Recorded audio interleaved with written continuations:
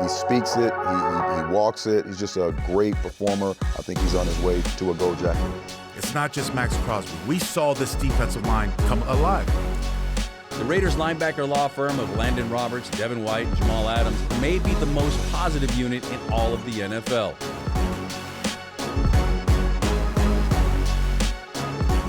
Welcome to Raiders Roundtable, brought to you by America First Credit Union. I'm JT. The Hall of Fame corner, Eric Allen, and the Raiders had one of their worst offensive performances in franchise history in a rivalry game on the road at Arrowhead. Nobody saw it coming. The head coach said it. You and I didn't see that effort coming. What happened, EA? Well, that was one of the worst losses ever. You never want to see your team play like that, right? It's very disappointing. It kind of disrupts everything that you're trying to do on that Sunday as a fan. This is one of those losses that is going to change the rest of the season, JT. Obviously, the players are going to continue to try and get better, and you have a lot of players who are going to be in the building because of injury or because of youth. You're trying to get better. It's a time to reflect, look at yourself, break down yourself. But as far as evaluation, development, all those things, that train needs to start getting going. We need to figure out now, developmental-wise, are we going to start playing younger guys? What's going to happen with the veterans? You got free agency coming up pretty soon. So this was a pivotal loss for our football team. I look at it a lot of different ways. When it comes to competition, how hard are you competing? I think Pete Carroll always has them competing. But without Brock Bowers, it feels like they are lost on offense. And Brock Bowers is a very important player in this league. But with him being out there, there's no next man up. It seems like once Brock wasn't available to play, everybody else is waiting around for someone else to do something on offense. Yeah, that's probably the worst team to play when you're trying to develop your football team, when you're trying to kind of get an identity. And that's so important because the Chiefs are one of the most experienced teams that we've seen in the last 20 years. I mean, all the Super Bowls, the AFC Championship games, they have an understanding of how to attack our football team because our team's coordinator's been here, for several years. And then in the middle of the football field, which is so important, we talk about it all the time with the communication, those players have not played together and played the Chiefs before. So it's not a situation where you can go to the sideline and say, hey, JT, remember 2 years ago, he motioned off me. They're trying to do that again. So we've seen that and we can kind of react to it. There was none of that. So it's a much experienced football team playing against a team in the Raiders who doesn't have much experience playing the Chiefs. Just a very difficult matchup. Yeah, it showed throughout the game. After the game, Ashton Genty, the running back in the locker room. Just a terrible performance by us as a team. I mean, couldn't stop them on defense. And offense, we couldn't get going at all. So we're going to lose a lot of football games like that. Any way to put a finger on exactly why that happened? We just got to be better. I mean, simple as that. We got to go back, watch the film. Can't point the finger, can't point a finger at coaches for the scheme or other player for making a mistake. We got to look inward and look how each and every single one of us can get better to make sure that never happens again. He called it a terrible performance. Yes. And it was. That's a player. That's not us. And he's saying that in the locker room after the game. What jumped out at me was the scheme was to get him the ball. That was obviously the scheme. It wasn't to go into Kansas City and throw. Right. Because they're checking down and Geno's not getting much time. They wanted to run the ball and it didn't work. And that's unfortunate because we talked last week about picking the side of the line you want to run behind and do it with some violence and some vigor, and they weren't able to do it. Yeah, and that was one of the keys going into the game, I thought, was to try and take advantage of the Chiefs' run game because Chris hadn't played great. He hadn't had his typical kind of games, and so I thought there were some opportunities for us to get some yardage there, get things going, play action. But with the offense, the Chiefs' offense being so dominant, and just keeping the ball away and all those things that we talk about, time of possession, physical play. I thought the Chiefs were very physical. That was surprising to me. The time of possession was way off. I mean, they did an incredible job utilizing the screen game. All their good, fast players came back, JT. So it was just a really bad situation for us. So having an experienced team that one of the best coaches in all of football, one of the best quarterbacks in all of football. You got Spags over there calling defenses. Just a mismatch. Yeah, let's look back and hear from tight end Michael Mayer.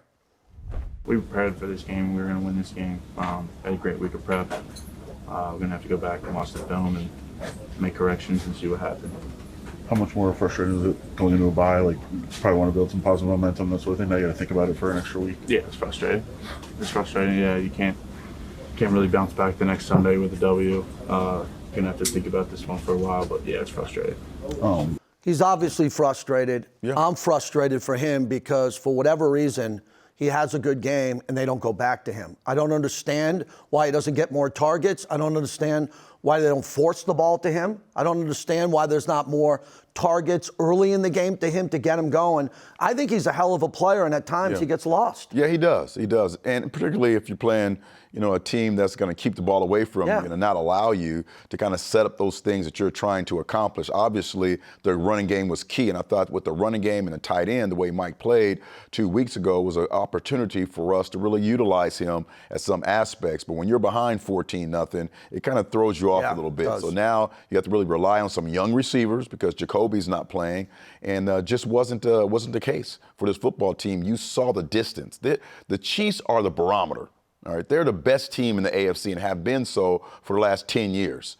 They're the barometer, and we're so far apart right now. So it really questions, like, what's your plan going forward? You have to find a way to be able to compete against this Chiefs football team. Here's veteran running back Raheem Mostert. You still got to have faith at the end of the day, and I'm hoping that's the case. I'm hoping that, everybody is going to do their due diligence and trying to rebound, especially after a tough win against a good opponent. The Chiefs are a really good team, especially once they hit their stride. I've played against them multiple times, so I know. But in the grand scheme of things, we just got to come together and can't waver and do everything that we possibly can. Just a few short years ago, he led the NFL in touchdowns. I don't feel like he's being utilized correctly, too, in the slot, as a receiver, a wheel route, just to get him going with his experience. He's one of the few experienced guys on the team, and they didn't go to him much. Yeah, you heard him talk about playing against the Chiefs. He knows how it's a big moment, and it can kind of really make your year if you're successful against that football team. He needs to be involved, but we need to have the football a little more than 7 or 8 plays in the first half. So hopefully he's the kind of guy who can understand what the process is, knowing that he have an Ashton who's going to be able to get the majority of the carries, but he's the kind of guy who can come in and provide a spark. Hopefully he can do that. We got a lot to get to on this edition of the Roundtable. Paul Gutierrez will join us, the great Lincoln Kennedy, and Lincoln counts plays. Yes. Lincoln looks at total plays, and hosting the post-game radio with him last night, he had a lot to say on that as we continue.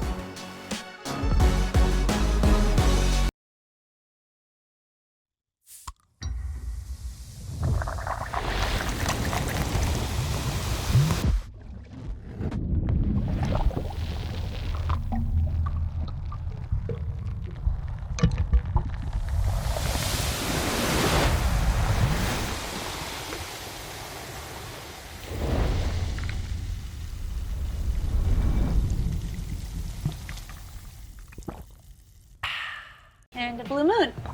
Wow, that is a delicious looking orange slice. Thank you. That's actually my son's slice. Proud of you, son. Thanks, Dad.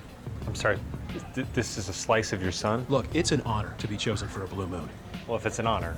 Yeah. No! Just kidding. That was a really good one. The larger one is the dad. Nothing outshines a blue moon. Let's see, string cheese, ooh, soda. Surprise! You have a brother. Hi. Whoa. Why didn't you tell me before? Well, we just got him. For opening a new account at America First Credit Union. Which, surprise number 2, you're moving out and living at America First. Huh? Get your money working. For a limited time, new members get a cash bonus when they open a checking account. The power of we is all for one. It's all for you. It's always there for you. It completes your circle. It says you've got a team even when you're out there alone. And with Intermountain Health in your circle, you'll always have the care you need to live the healthiest life possible. That's the power of we. Intermountain Health. Raiders Roundtable is brought to you by America First Credit Union, the official credit union of the Las Vegas Raiders. Coors Light, choose chill, an official beer of Raider Nation. Celebrate responsibly. 2025 Coors Brewing Company, Golden, Colorado. Hey, welcome back to Raiders Roundtable. I'm Paul Gutierrez here with my 3 takeaways from Sunday's shutout loss at Kansas City. Number 1, the bye couldn't have come at a better time. Besides the many physical injuries the Raiders have to address and heal, from Brock Bowers to Jacoby Myers to Max Crosby to Adam Butler to now Isaiah Pola-Mao, the Raiders also have some wounds to the psyche they need to massage. Getting shut out by an ancient AFL rival is one thing. To get beat by more than 30 points twice in 3 weeks, well, that's more than troubling. Especially when the offense could muster only 3 first downs and less than 100 yards in 30 plays, while the Chiefs had 30 first downs and more than 400 yards of offense. The Raiders are limping, literally and figuratively, into their bye week with a record of 2-5. And while Coach Pete Carroll's mantra is to compete, the Raiders did nothing of the sort in Kansas City. The bye will also allow some time for some badly needed self-reflection by a team regressing and still in search of an identity after 7 games, with each loss more confounding and frustrating than the previous. Number 2, are the Raiders competing or are they rebuilding? Despite the abundance of veterans dotting the roster, this is still a youthful team in transition, one that Pete Carroll predicted would win, quote, a lot of games, end quote. Now, he seems as stunned as fans by the team's weekly regression, especially on the road. One question to ponder in-house during the bye then is what makes the most sense for the future of the franchise if the season continues to spiral. Do you stay the course or do you play the young guys? 3rd-round draft picks Caleb Rogers and Charles Grant, a pair of offensive linemen, and defensive tackle Tonka Hemingway, who was drafted in the 4th round, well, they've played a combined 3 games so far. Then there's 2nd-round receiver Jack Besh, competing not only with 4th-rounder Dante Thornton for meaningful snaps, but also with veteran Jacoby Myers, who requested a trade in training camp. The trade deadline is the first week of November, so much more than a win could be on the line when the Raiders next take the field against the Jaguars at home on November 2nd. And number 3, Ashton Jeanty needed more than 4 carries in the first half, or more than 1 touch in the first quarter. Yeah, I realize the Raiders only had 10 snaps in that opening quarter, and Ashton ran the ball in the first play of the game, but with the Chiefs having a mid-run defense, how could he not be more of a factor in offensive coordinator Chip Kelly's opening script? As Pete Carroll said, the Raiders entered the game with designs on running the rock, a lot, but the game simply got away from them too fast.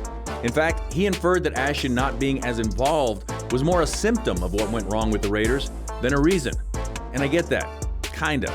But when your 2 top pass catchers in Brock Bowers and Jacoby Myers are inactive with knee injuries and quarterback Geno Smith is in desperate need of a security blanket, Ashton being a forgotten man early and often, well, that was more than a bad look. So for more on Sunday's game and how Ashton Jeanty is handling losing in the NFL after so much success in college, be sure to check out my column on Raiders.com. This fall, history hits the Strip. It's the first annual Las Vegas HBCU Classic. Saturday, October 25th at the iconic Allegiant Stadium. Grambling State University goes head-to-head with Jackson State University on the football field. But it's more than a game. It's a celebration of HBCU culture and the ultimate Vegas energy, all weekend long. Get your tickets now at Ticketmaster.com and be part of history in the making. This is not a blue moon. Now it is. Now it's not. Now it is. Now it's not. Now it is. Now it's not. Now it is. A Valencia orange makes a blue moon, and everything a little brighter. At Cox, we're always a step ahead. There you go. I'll show you. Like, before your basement became Movie Central, we made sure you'd have strong Wi-Fi, even down here. And you can rest easy knowing the price of your plan won't go up for 3 years. Guaranteed. See? He's looking out for you, and so are we, with advanced security that blocks threats on your network. Good boy. Whatever the future brings, Cox will keep you a step ahead. Oh.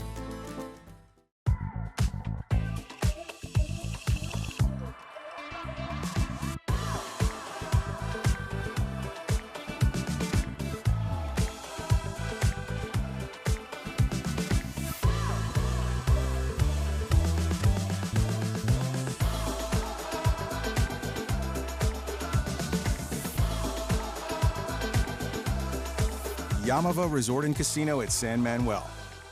You in? For 48 straight years, Ford F-Series have been the best-selling trucks in America.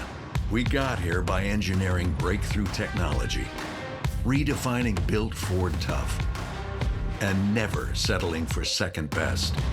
But what's really made Ford F-Series the #1 selling trucks in America is you. Ford F-Series, built Ford tough.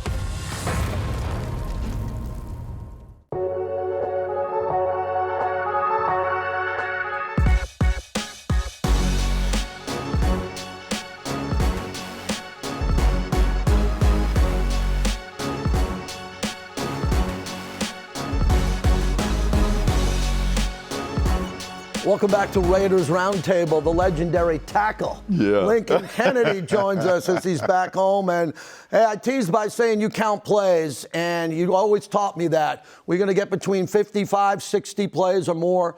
The Raiders only had 30 plays in this shutout loss, Lincoln. How'd you see it? Well, they couldn't get anything started, guys, and couldn't get anything finished. For every positive play they had, there was some sort of miscue, either a penalty or some sort of setback. Look, I've said all year, the Raiders need to stay ahead of schedule when it comes to a game.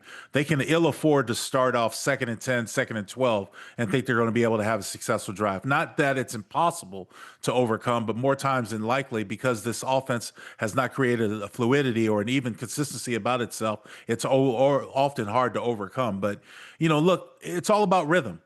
I have a hard time understanding the rhythm that was established against the Chiefs, because in the first 10 scripted plays, you only gave it to Ashton Genty once. There's something wrong with that. It really is. There's something wrong with that. Overall performance yesterday, the team couldn't get off the field defensive-wise, and they couldn't stay on the field offensively. So it made for a disastrous day. Yeah, let's stay on that. Ashton's really proven that he can be a durable guy, someone who can handle the load. Obviously, offensive line has been issues, but there are opportunities. We both thought that, particularly on the right side, you can kind of get some push. Why don't you think there's a player that is able to, get in the huddle and say, hey, let's continue to run the rock? Well, because this is a young team, EA. There's really nobody who's capable of standing up. I mean, look, the most senior veteran that you have in the huddle right now is Geno Smith, and this is his first year with the team. So look, it lacks cohesiveness when you said your best offensive lineman, Colt Miller, goes down. You're really left by the wayside where we're trying to understand what we have in JPJ, the future of it, and he struggled. For 2 weeks in a row, he had to go against all-pro defensive tackles and struggled in both performances. And even though the Raiders were able to win at Tennessee, he was still exposed. I think Chris Jones took advantage of that. They had no answer for him. Chris Jones was a wrecking ball yesterday. And that's what the future to come. Look, you know this, EA.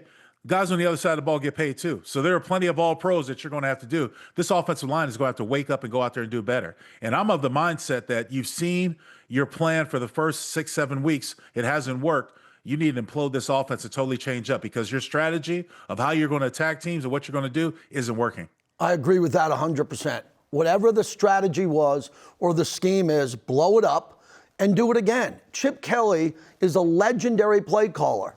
Not right now. He's gone with 2 backs at Ohio State National Championship. Came up with the Oregon spread offense, one of the greatest offenses we've seen in modern college football. He's got 17 different playbooks. Blow this one up and start over again, because, Lincoln, you and I have been talking about this. We can't understand why Geno can't get going, other than the offensive line not pass protecting. And I don't understand why these professional offensive linemen can't pass protect in a league of parity. Well, again, pass protection can also be a combined effort amongst the offensive line. There were a few times in yesterday's game, JT and EA, where I saw this offensive line on different levels. And what I mean by that is if you have a guard here and a tackle here and they're running games, they're on different levels. They're hitting each other, they're running into each other, and that's what you can ill afford to have. So, look, my mindset is of this. The 12 personnel design, which you're trying to do, isn't conducive. Go with regular traditional personnel and have, take one of these tight ends, line them up as a fullback, go out of I formation, see if that works. You have to, and I'm of the mindset where you go out there and call a set of plays. I'm going to call 3 runs. And if we get a first down, good. We'll call 3 more. We'll keep it going. You have to show that you believe in this offensive line by making them accountable. If I call 3 runs and we get absolutely no yards, then now you walk over the sideline and the finger should be pointed at me. I didn't get it done for whatever reason. We need to get it done. Get fired up. But going forward, rather than catching people, that's how you build confidence in the offensive line. Go out there and smack somebody in the mouth. That's how you build confidence. Yeah, without a doubt. Give us some other ways that this football team can help with the positive view of the offensive line. Is it play calling? Is it the running back maybe making a lone tackler miss? What are those other things other than just putting it all on the offensive line that can help the offensive line just kind of be confident? Play calling is a big part of it. Take Geno Smith and put him under center. I don't like him in the shotgun. It's not. This team has trouble protecting shotgun defenders, the defense guys. Put them under center, changes the angle of the quarterback, gives you a much better angle for the running back to have vision. And more importantly, when it comes to the run game, control the line of scrimmage. Don't allow anybody in penetration, whether it's a zone run play or a man run play, control the line of scrimmage. Come off and hit somebody in the mouth. Go downhill and instill your will upon someone else. And I'm not saying that every game should be called for 4 or 5 yards. Yes, that would be ideal if it happens, but it's not realistic, especially at this age, at this time. Halfway through the season, at the bye week, the Raiders have no offensive identity. They have the second half of the season to reestablish it. Now, I'm not saying it's going to turn around and win games for them, but they can be more productive than getting 30 plays a game. What was disappointing on defense was the fact that Kansas City had 3 drives early of over 80 yards. Right. I mean, that's ridiculous because you want to line up the players right, and I know a couple of players are going to get exposed. They're just young players, and the linebackers are a little bit older there, and Kansas City went 4 wide at one point. You saw the talent that they put out 4 wide while leaving Kelsey in. It was going to be difficult, Lincoln, but disappointing overall. The pass rush really didn't get there. Max got hurt in the game a little bit, and I just didn't see the secondary playing aggressive enough attacking the football. No, they weren't playing aggressive. They were playing more zone than anything, and they were trying to take away those would-be hot receivers that, you're showing the highlight right there. It could have been an interception. There were opportunities, players in the right place. They have to make plays, and it just so happened the ball bounced many ways in Kansas City's direction. But when you're going to rush 3 guys and you're going to drop 8, you better have a sound defense. And it's just so hard to be complete if you only rush 3 because that's double teams across the board. Most likely not going to get there. And more importantly, if you're going to have a spy for Patrick Mahomes, you got to take away those running legs. How many times did Patrick Mahomes scramble and get positive yards or a first down because the rush lanes were undisciplined? So, I mean, it just was a bad day all around for all sides of the ball. Yeah, without a doubt. And Patrick has had a phenomenal year so far running the football. And you just have to find ways to really stop them and be able to put yourself in situations where you can take advantage, of those opportunities that Patrick Graham was trying to do yesterday. But the run defense, the pass defense, when you have players, I think there was 7 or 8 players. It was their first time playing the Chiefs together. Mm-hmm. And when you're playing against the Chiefs, who are the gold standard, and Patrick Mahomes, Andy Reid, it's going to make everyone kind of be on that stress mode. The middle of the football field, I thought, needed to be at its best yesterday. The linebackers being able to communicate, bringing everyone together, and being able to stop the guys and make it 3rd and long. I mean, that's what the whole point about playing the Chiefs. You want to try and get them in 3rd and long. Yeah. So now Max can have his ears pinned back. Really had no pressure on the quarterback. And this is when he's at his best. When he's able to extend plays, find the holes, find the creases, it makes it tremendously difficult for our football team. And that's where I think, Link, we need to get better yesterday. Well, there's no doubt about it. I mean, look, when you look at Andy Reid, he's a king of misdirection.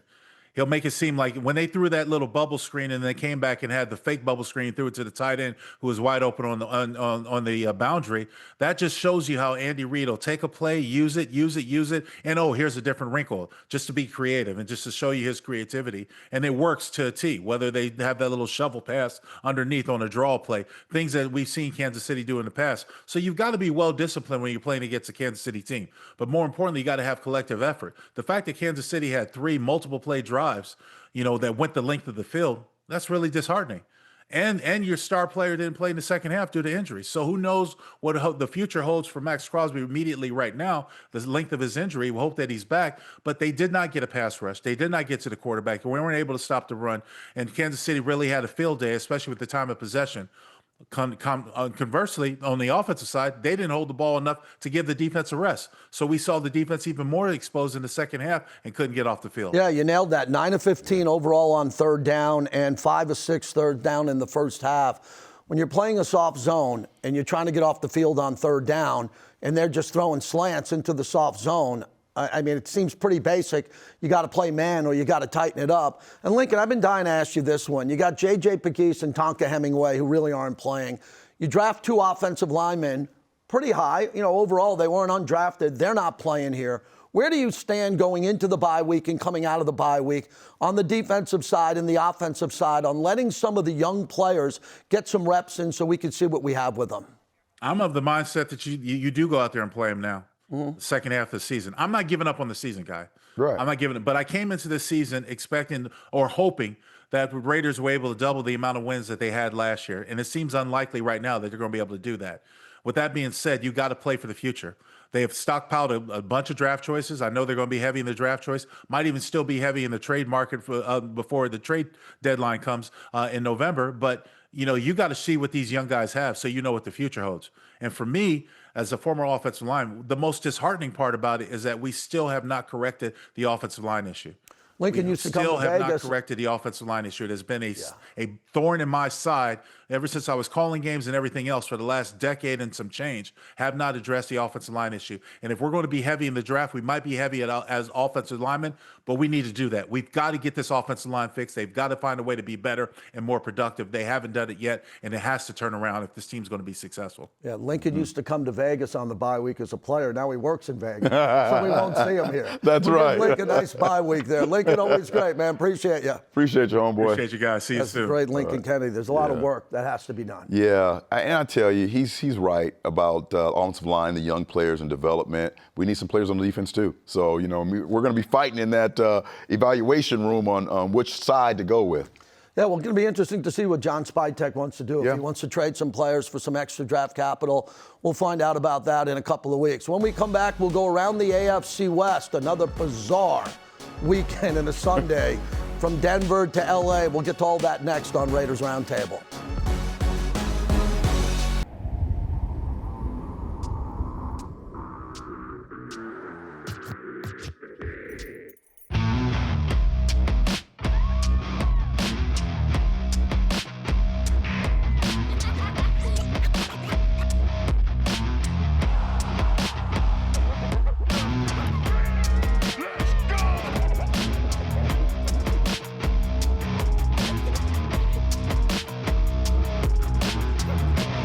The power of we is all for one.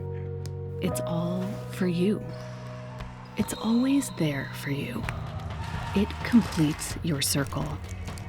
It says you've got a team even when you're out there alone. And with Intermountain Health in your circle, you'll always have the care you need to live the healthiest life possible. That's the power of we. Intermountain Health. At Cox, we're always a step ahead. There you go. I'll show you. Like, before your basement became Movie Central, we made sure you'd have strong Wi-Fi, even down here. And you can rest easy knowing the price of your plan won't go up for 3 years. Guaranteed. See? He's looking out for you, and so are we, with advanced security that blocks threats on your network. Good boy. Whatever the future brings, Cox will keep you a step ahead. Oh.